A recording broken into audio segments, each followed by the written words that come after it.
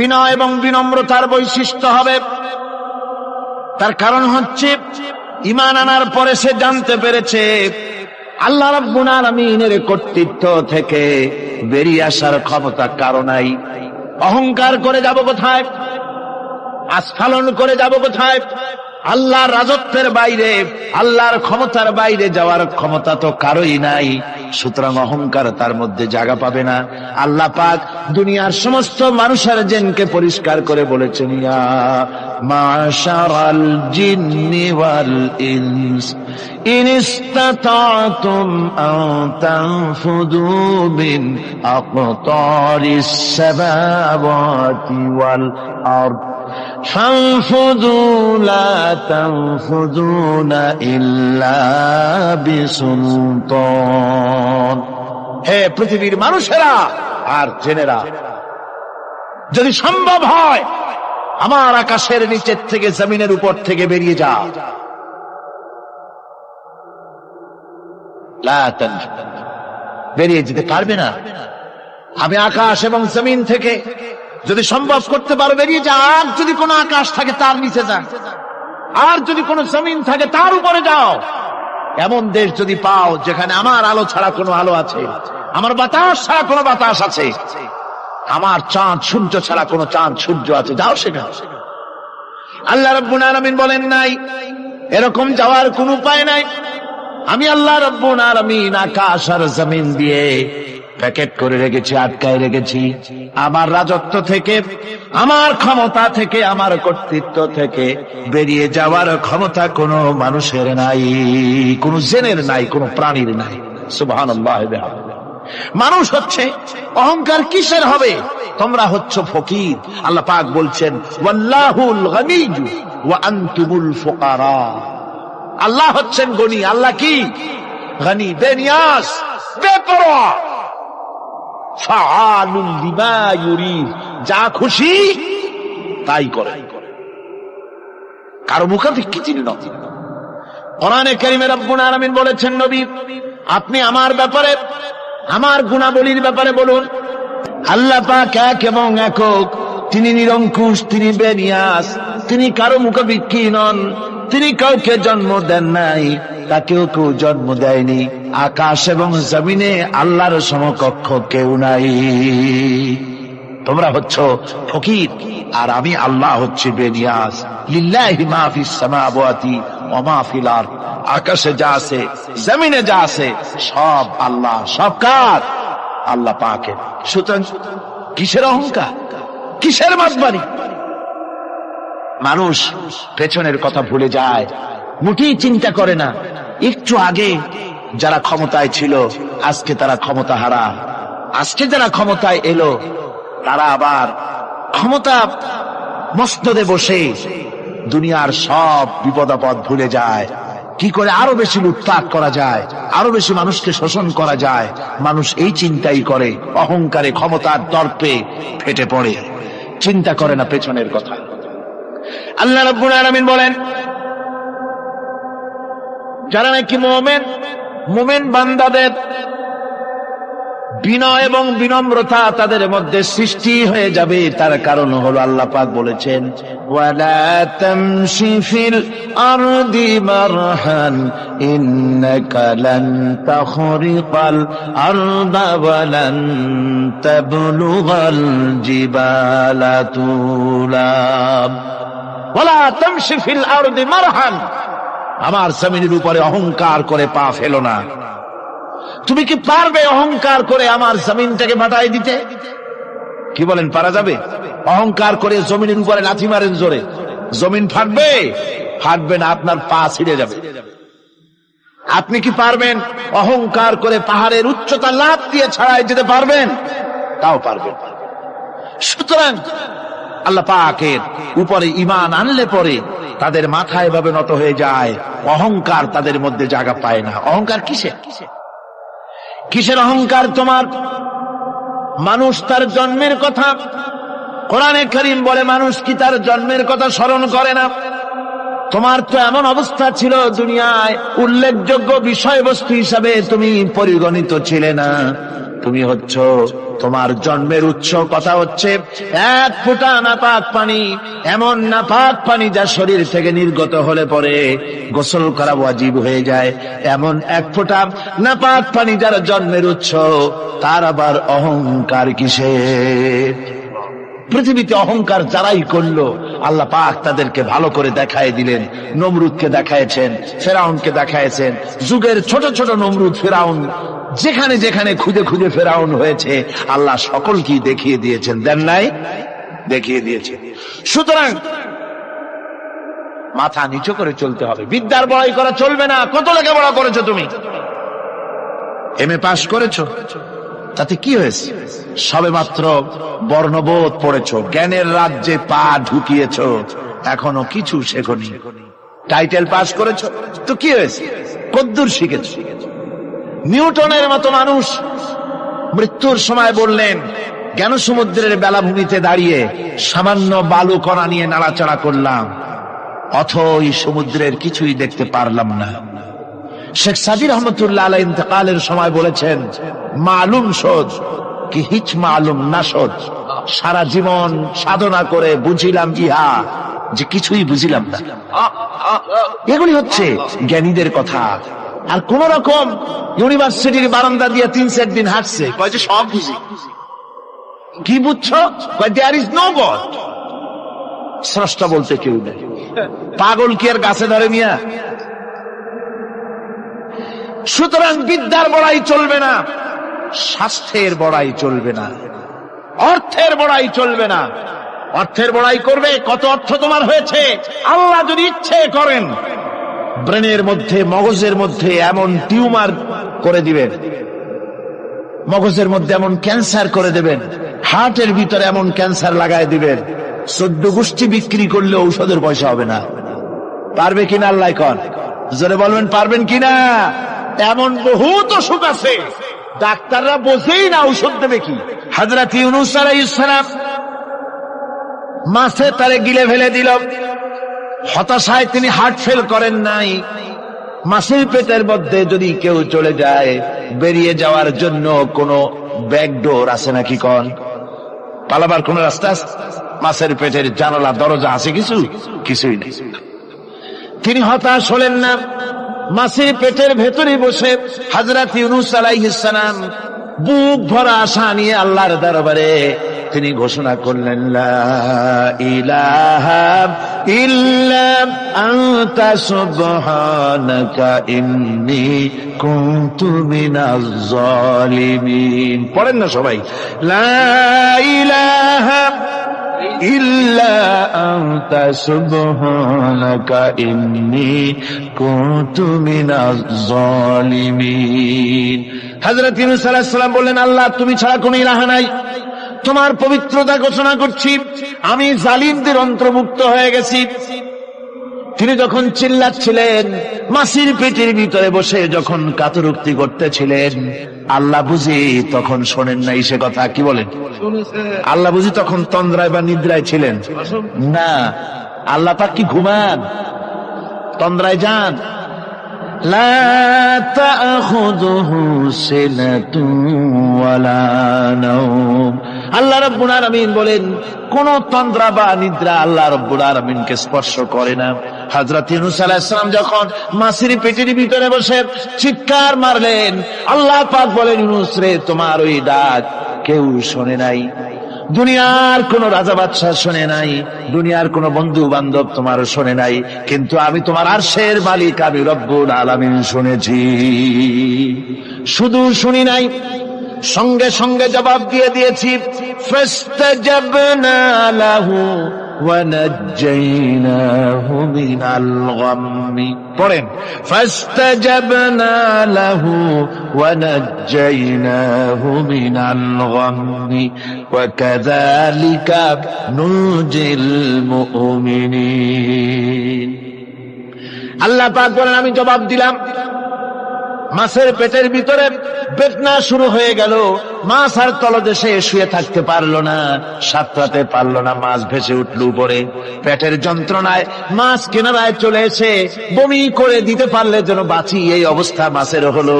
কিনারায় চলে এলো, বমি করে ইউনূস আলাইহিস সালামকে ফেলে দিল, মাছও বাঁচলো, ইউনূস আলাইহিস সালামও বাঁচলো। আল্লাহ রাব্বুল আলামিন বলেন, মুমিনেরা শোনো, শুধু ইউনূসকে নয়, ওয়া কাযালিকা নুজিল মুমিনিন, এইভাবে করে মুমিন বান্দারা যদি আমাকে ডাকে, আমার কাছে যদি হাত ফাইলায়, আমি আল্লাহ রব্বুল আলামিন মুমিনদের এভাবে বিপদ মুক্ত করে দেই। আল্লাহ পাক বিপদ মুক্ত করে দেন। ওমান ইয়াত্তাকিল্লাহা ইয়াজআল লাহু মাখরাজা, আল্লাহকে যে ভয় করে আল্লাহ তার জন্য রাস্তা খুলে দেন। জোরে কোন সুবহানাল্লাহ। আল্লাহ পাক বলেন, বান্দা যখন আমাকে ডাকে, আমি বান্দার একদম নিকটে, তার ঘাড়ের চাইতেও নিকটে। ওয়া নাহানু আকরাবু ইলাইহি মিন হাবলিল ওয়ারিদ, আমি আমার বান্দার সারা যে রগের উপরে তার মাথা, এর থেকেও আমি আমার বান্দার বেশি নিকটে। সুবহানাল্লাহ পড়েন। আমি তোমার কাছে, আমার কাছে মাপ চাও, যত বড় গুনাহ হোক। ওয়াকালা রাব্বুকুম উদউনি আস্তাজিব লাকুম, তোমার প্রভু তোমাকে ডেকে বলেছে আমাকে ডাকো, আমি মাফ করে দেব। সুবহানাল্লাহ। কত বড় কথা, আমাকে ডাকো, নিরাশ হয়েও না, হতাশ হয়েও না। আল্লাহর গজব বেশি না রহমত বেশি? আল্লাহর রহমত বেশি।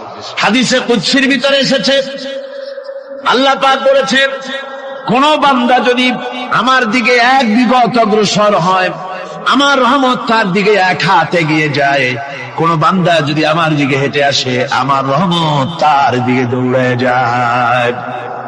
বান্দা যখন আল্লাহর দরবারে দুহাত উঁচু করে চোখের পানি ফেলে দেয়, মুসলিম শরীফের হাদিসের ভিতরে এসেছে, গভীর রাত্রে, রাতের তৃতীয় অংশে আল্লাহ রাব্বুল আলামিন প্রথম আকাশে আসেন আর ডেকে বলেন, পৃথিবীতে আছো নাকি কেউ গুনাহ করে জীবন বরবাদ করে দিয়েছো, আমার কাছে মাফ চাও। ঋণগ্রস্ত আছো, অসুস্থ আছো, অপমানিত আছো, কে আছো মাজলুম, আমাকে ডাকো, আমার কাছে বলো, আমি ডাকে সাড়া দেব, জীবনের আশা পূরণ করে দেব। ওই সময় যেই সমস্ত লোকেরা কাঁদে তাহাজ্জুদের নামাজ পড়ে, আল্লাহ জিজ্ঞেস করেন ফেরেশতারা, অমুক অমুক দেশ অমুক অমুক বান্দারা কাঁদে কেন? ফেরেশতারা বলে, রব্বুল আলামিন তুমি তো ভালো করে জানো। আল্লাহ বলেন, জানি, তবুও তোমাদের মুখে শুনতে চাই। তারা বলে, রব্বুল আলামিন তোমার এই বান্দা গুনাহ করেছি, গুনার জন্য মাফ চায়, জাহান্নাম থেকে বাঁচতে চায়। আল্লাহ পাক বলেন, ফেরেশতারা আমার এই বান্দারা আমারে দেখেছে নাকি? বলে দেখে নাই। বলে আমার দোজখ দেখেছে নাকি? বলে না, তাও দেখে নাই। আমার বেহেশত দেখেছে নাকি? বলে না, তাও দেখে নাই।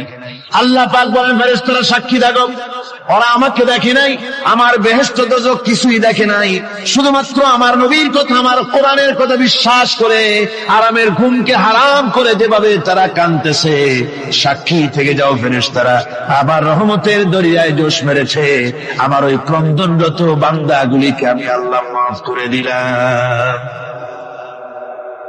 সুতরাং মুমিন বান্দা যারা, আল্লাহর মুমিন বান্দা যারা, এই ঈমানের কোয়ালিটি, এটাও হতাশায় নিরাশায় ভেঙে পড়বে না।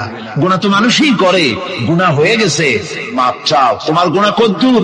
তোমার গুনাহ যদি হয় পাহাড় সমান, আল্লাহর রহমত আকাশ সমান। জাহান্নামের কঠিন শাস্তি থেকে বাঁচতে হলে আল্লাহর প্রতি ঈমান আনতে হবে। আর ঈমান আনলে যে কোয়ালিটি গুলি হওয়া উচিত, সেগুলি আমি আপনাদের সামনে আলোচনা করছি। এরপর আরেকটি কোয়ালিটি হবে মুমিনের, তা হলো কঠোর কঠিন বিপদে অবিচল থাকবে, বিপদে ভেঙে পড়বে না।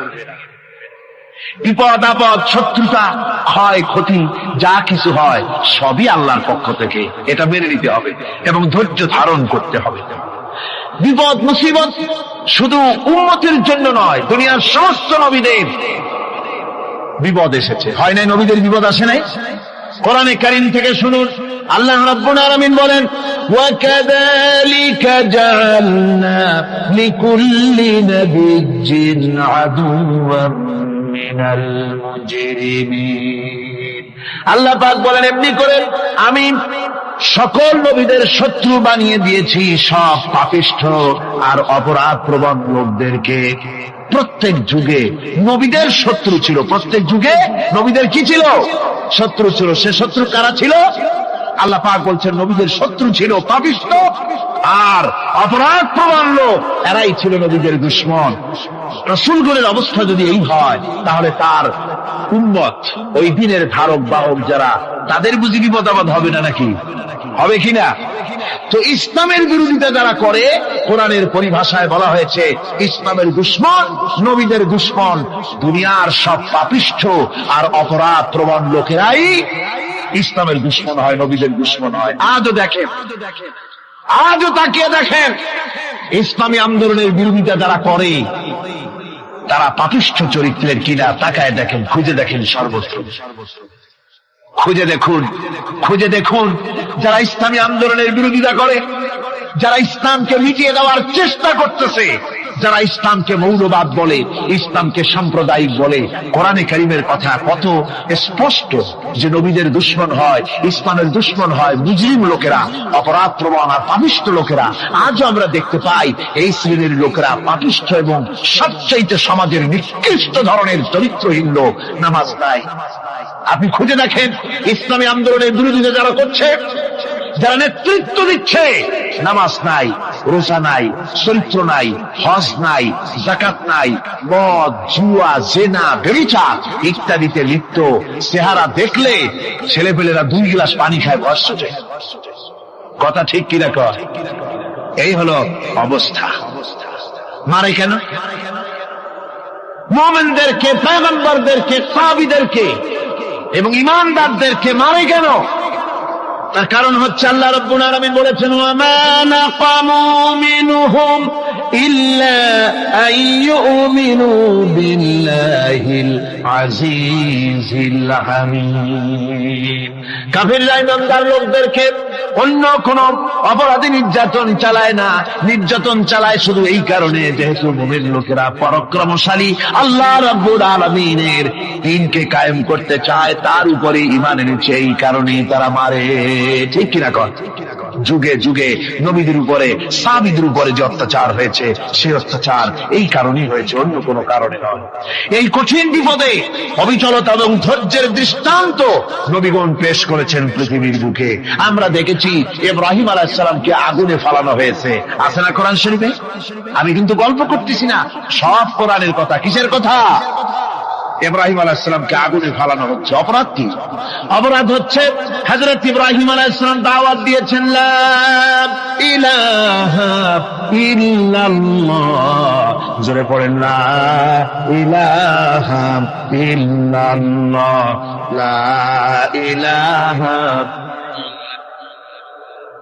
লা ইলাহা ইল্লাল্লাহ মুহাম্মাদুর রাসূলুল্লাহ।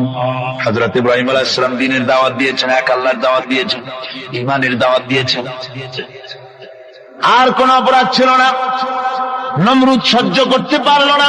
কোরআনে কারীমের মধ্যে সব কথাগুলি আল্লাহ পাক এই জন্য বিধৃত করেছেন, এই জন্য কোরআনে কারীমের মধ্যে সব কথা উঠায় দিয়েছেন, যাতে করে মুমিনেরা বিপদ আসলে পরে যেন ঘাবড়ে না যায়। ইব্রাহিম আলাইহিস সালামকে আগুনে ফালানো হচ্ছে। ফেরেশতা বলছে, ইব্রাহিম তোমারে আগুনে ফালায় দাও, হতেছে আমার কাছে সাহায্য চাও, আমার কাছে ক্ষমতা আছে, আগুনগুলো উঠায় নমরুদের বংশ জ্বালায় দেব।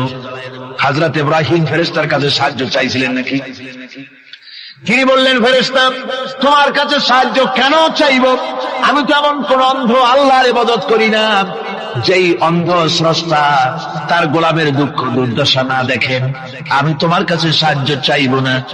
হযরত ইব্রাহিম আলাইহিস সালাম পাশ করলেন। কি বলেন, পাশ করছেন না? ঈমানের পরীক্ষায় পাশ।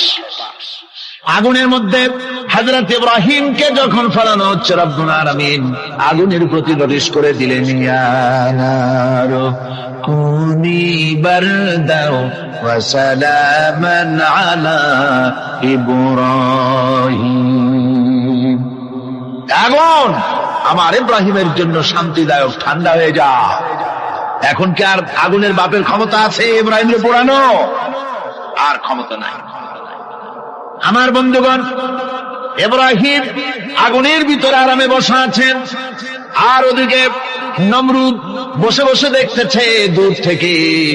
ইব্রাহিম তো জ্বলে না, গায়ের মধ্যে আগুন জ্বলে গেল। ডাক দিয়া কয়, আগুন তোর হলো কি? কেন জ্বালাইতে পারিস না আমার দুশমন রে? হলোটা কি তোর? তোর কি জ্বালানোর শক্তি বন্ধ হয়ে গেল নাকি? আগুনের ভিতর থেকে জবাব এলো, নমরুদ রে, আমার ভিতরে জ্বালানোর শক্তি আছে কি নাই যদি প্রমাণ করতে চাও, টেস্ট করতে চাও, তুই নিজে আয়। তোরে শুদ্ধ তামাম দুনিয়া জ্বালাই দিতে পারি, ইব্রাহিমের এক গাছা পশম জ্বালাই দিতে পারি না। তার কারণ হচ্ছে আমি হচ্ছি মাখলুক, আল্লাহ হচ্ছেন খালিক। আল্লাহ আমাকে বলেছেন না জ্বালাতে, তুমি 1000 বার বললেও আমি ইব্রাহিমকে জ্বালাইতে পারবো না। কোরআনে কারিমে ঘটনা বলে মুমিনদেরকে সাহস দেওয়া হচ্ছে, মুমিনেরা দ্বীনের কাজ করতে গিয়ে বিপদ আবাজ আসবে, ইমানের দাবি হলো বিপদ আসবে, আর বিপদ আসলে ঘাবড়ায় যেও না, মুসিবতে পড়ে চিন্তায় পেরেশানে হয়রান হয়ে যেও না। বিশ্বকবি আল্লামা ইকবাল কি সুন্দর করে বলেছেন, আজ ভি হো জু বিরাহিম কা ইমা পয়দা আগ কর সকতি হ্যায় এক আন্দাজ গুলিস্তান পয়দা। ইব্রাহিমের ইমান যদি আজিও কোথাও হয় বিদ্যমান, করতে পারেন অগ্নিকুণ্ডে খুবসুরত এক গুলিস্তান। আজও যদি আগুনের ভিতরে কোন নমরুদ কোন ইব্রাহিমকে যদি ফেলে দেয়, আল্লাহ রাব্বুল আলামিন আজও আগুনকে ফুলের বাগান বানায়া দিবেন। সুবহানাল্লাহ। ভয় পাওয়ার কারণ নাই, চিন্তা করার কোনো কারণ নাই। আমার বন্ধুগণ, হযরতে হুদ আলাইহিস সালামকে যখন সমাজের লোকেরা, রাষ্ট্রের লোকেরা ঘিরে ফেলে দিল, সমাজ শক্তি, রাষ্ট্র শক্তি যখন তাকে ঘিরে ফেলে দিল, ষড়যন্ত্রের পাহাড় তুলে দিল, তারে মেরে ফেলে দিবে, হযরত হুদ দেশ থেকে পালায় গেলেন না, ভয় পেলেন না। হযরতে হুদ আলাইহিস সালাম বললেন, কোরআনে কারিমে হযরত হুদের কথা কোট করা হলো, ফাকিদুনি জামিআন সুম্মা লা তুনজিরুন। সম্মিলিতভাবে ষড়যন্ত্র করো আমার বিরুদ্ধে, সবাই মিলে ষড়যন্ত্র করো, সুম্মা লা তুনজিরুন, আর আমাকে এতটুকু অবকাশ তোমরা দিও না।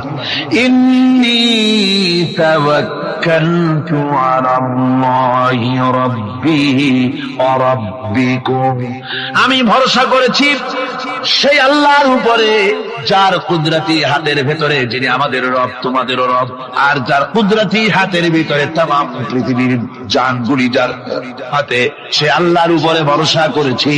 ষড়যন্ত্র যদ্দূর আছে করতে থাকো, আমি ষড়যন্ত্র পরোয়া করি না। সুবহানাল্লাহ। এটাই হলো মুমিনের কোয়ালিটি।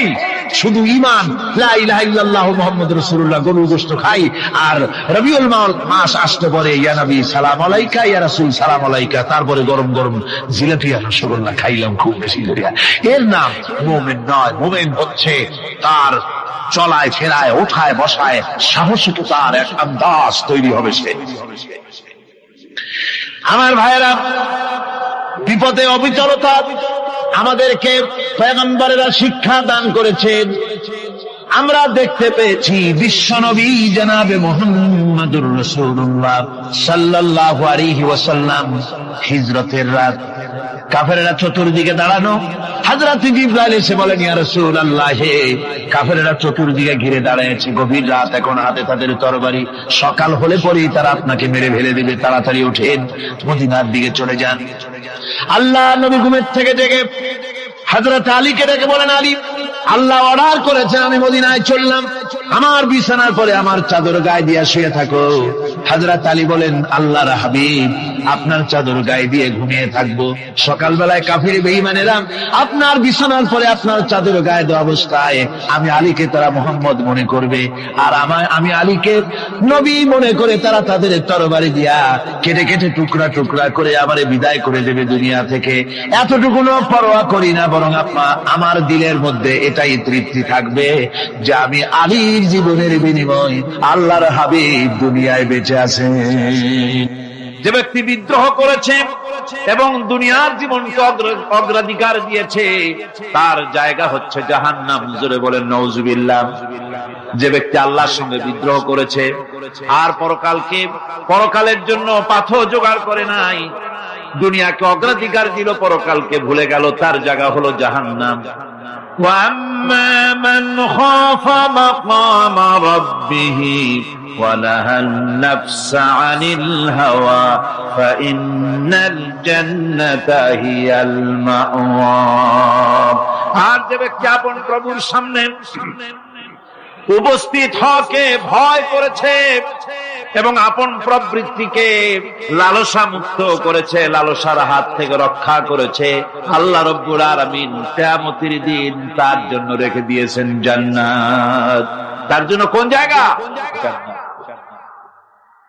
আমাদেরকে পরকাল ভিত্তিক জীবন যাপন যদি করি তাহলে কবরের জবাবগুলি খুব আসান হবে।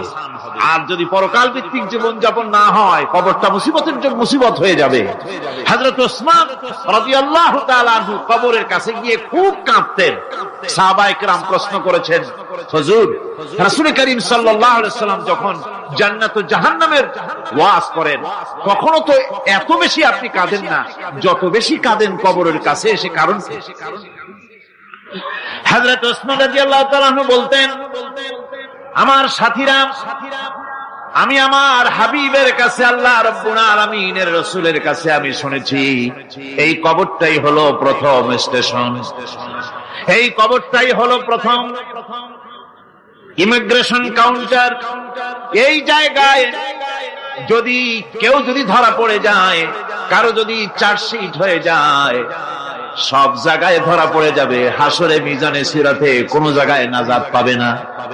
আর এই কবরটা যদি কেউ মুক্তি পেয়ে যায়, মিজান সিরাত হাসর সব জায়গা থেকে আল্লাহ তারে ভালোভাবে পার করে দিবেন।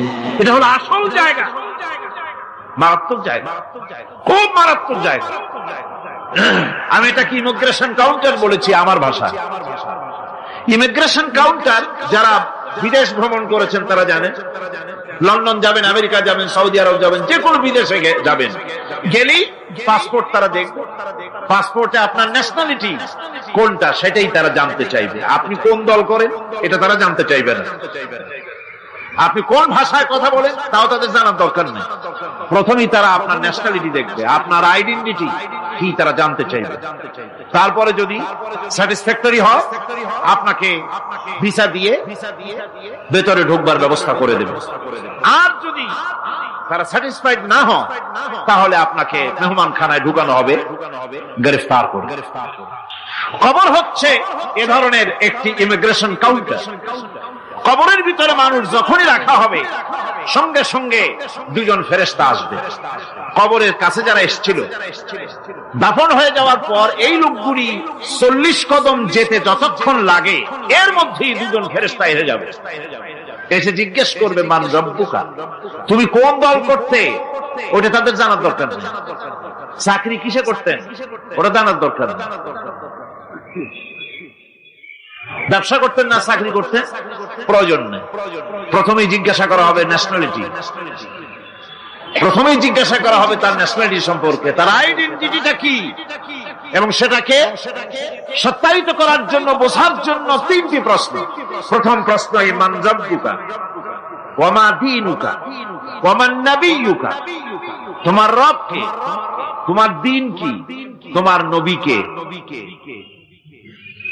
যদি এই ব্যক্তি বেঈমান হয়, মুনাফিক হয়, সে বলবে হায় হাতা লা আদরি, হায় হাতা লা আদরি, জানি না আমার রবকে, আমি জানি না। তোমার দিন কি, দিন কারে কয় বুঝি না। এরপরে আল্লাহর নবী জনাবে মুহাম্মদ রাসূলুল্লাহ সাল্লাল্লাহু আলাইহি ওয়াসাল্লাম কে দেখানো হবে, বলা হবে মা কুনতা তাকুলু ফি হাদার রাজুল, এই ব্যক্তি সম্পর্কে তোমার ধারণা কি নিকে, বলবে আমি চিনি না।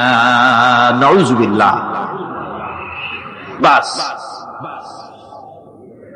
এরপরে তার যা হবার তাই শুরু হয়ে যাবে। আর যদি বান্দাটা মুমিন হয়, প্রশ্ন করা হবে মান রব্বুকা, জবাব দেবে রব্বি আল্লাহ, আমার রব আল্লাহ রাব্বুল আলামিন। ওয়া মা দীনুকা, দীনুনা ইসলাম, আমার দিন হচ্ছে ইসলাম। এরপরে আল্লাহর নবীকে দেখানো হবে। কয়েক রকমের বর্ণনা আছে। কোন বর্ণনায় আছে হুজুরের আকারে দেখানো হবে অথবা রাসূলকে সরাসরি দেখানো হবে। বলা হবে মা কুনতা তাকুলু ফি হাদার রাজুল, এই লোকটি সম্পর্কে ধারণা কি? মুমিন ব্যক্তি বলবে হাযা নবিয়ুনা মুহাম্মাদুর রাসূলুল্লাহ সাল্লাল্লাহু আলাইহি ওয়াসাল্লাম, ইনি আমার তো সেই নবী মুহাম্মাদুর রাসূলুল্লাহ সাল্লাল্লাহু আলাইহি ওয়াসাল্লাম।